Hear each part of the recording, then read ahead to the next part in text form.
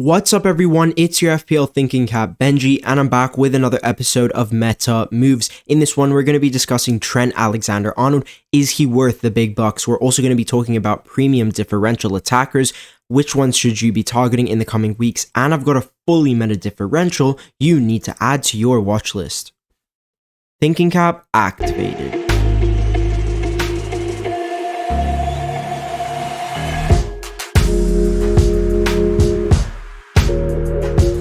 Another FPL game week and another sleeper selection. If you're new to the channel and you don't know what the sleeper selection is, me and FPL Skyline pick a player under 10% ownership at that time who we believe will enter into the FPL meta, and our success rate has actually been excellent this season. We were on Cunha early, we were on João Pedro early, we saw as well some of the others have done brilliantly for their price, and our sleeper pick for 15 is Joe Gomez from Liverpool. He's a major differential, only 1.4% selected in the game right now, and he's super cheap at 4.8 million. And the reason Gomez is on the menu now is because Konate has been ruled out with an injury for anywhere from 5 to 8 weeks, with Arne Slot describing it as a race to be fit this year. If Konate's out until 2025, you'd have access into some incredible fixtures, including Leicester at home in 18, Fulham at home in 16, and they travel away to Everton in game week 15. So there's definitely a couple clean sheets for Liverpool in that run. If we take a look at their defensive stats,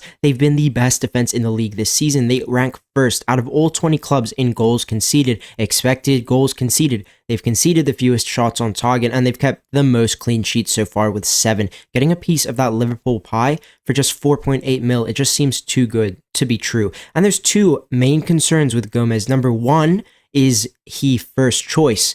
And number two, is he worth moving to for pure clean sheet potential? Because he's not particularly impressive in the bonus. I don't think he's ever scored in the Premier League, and he doesn't carry much creative potential at all from centre back. Regarding the minutes, I do think Joe's minutes are pretty safe, at least until Konate comes back, because Slot was talking about using Kwanzaa in at right back because Connor Bradley has picked up a serious hamstring injury, and if Kwanzaa is rotating in at right back, then I do think Joe Gomez is the first choice centre-back until Konate is fit again. Now, we know that Joe Gomez doesn't offer anything but clean sheets and maybe a random bonus point here and there, but is that worth it? Liverpool aren't particularly impressive from attacking set pieces, and Virgil van Dijk is always the target anyway, so I'm not expecting Gomez to deliver any GA, but even with that being the case, I still think Gomez is worth it. There aren't many defenses keeping clean sheets right now, not many defenders either, and Liverpool are one of the only ones who I would trust playing every single week.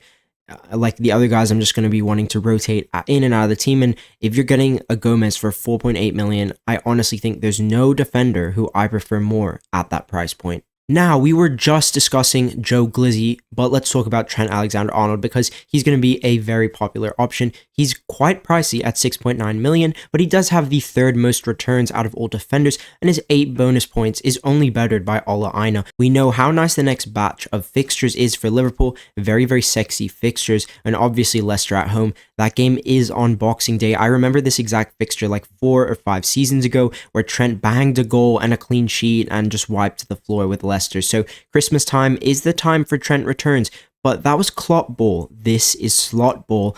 Does Trent still carry the same attacking threat? From a creative perspective, I can comfortably say that Trent is the best defender for assists, but his goal threat is lower than it has been in previous seasons. He hasn't been getting any chances inside the 18-yard box. Almost all of his shots taken have been from outside of the box. Yes, Trent has outrageous technique, and he does have a good share of Liverpool free kicks, but the low goal potential is a concern considering his price. His shot volume is actually still pretty solid, averaging just over a shot per 90, and obviously he's playing in the best defense in the league right now, so clean sheets won't be a problem going forward. My concern with the Liverpool defense is the fact that they are starting to pick up a couple of injuries. Obviously, Trent has struggled, Alisson has struggled, Konate is dealing with a knee issue, Tsimikas and Bradley are currently injured as well. Trent's just gone back, right? He's just come back from a hamstring issue. I don't think that it was serious, but one more injury to either Trent or any other Liverpool defender, and the clean sheets will go bye-bye, in my opinion. Robertson is not a minutes monster anymore, and Trent has had a pretty long summer at the Euros. I wouldn't be surprised if Liverpool picked up more injuries in December, especially with how busy their schedule is. Do I think Trent is worth the money right now? Potentially, but I don't think you need to rush to him. It's a wait and watch with Trent. The Everton game will be the final Merseyside derby at Goodison Park as Everton switch stadiums next season, so I doubt that's going to be an easy game for Arne Slot. All things considered, I do think Trent is worth the price. He is going to take over with the attacking returns, and if injuries do come, you can sell him off and move money elsewhere. I don't mind the early investment either. I don't think it's a problem if you go there this week, but I don't think Trent has entered into the official FPL meta just yet. The final thing I wanted to discuss with all of you today is the premiums that most of us don't own at the moment. Obviously, there's a small minority of you who might be sitting on a Watkins, a Foden, maybe even a Son or Isak, but overall, these 5 premiums are pretty low owned, and I do believe it's really important to keep an eye on them throughout December, early Jan for upticks in form, because these guys are talisman for their clubs, on pens except for Watkins, and a big GA share for their teams. And there's some very tasty fixtures coming up. Tasty fixtures for premiums means that they could be captaincy options in those weeks. I've ranked all 5 from best to worst right now in terms of investment, and it's Ollie Watkins who is top of my premium watch list right now. Southampton at home this weekend, but with a big Champions League match next week, I don't think he's going to start that one, but if you look at his fixtures in game weeks 19 through to 21, they're absolutely gorgeous. Back-to-back home fixtures with Brighton and Leicester in there, and then Villa travel away to Goodison Park. So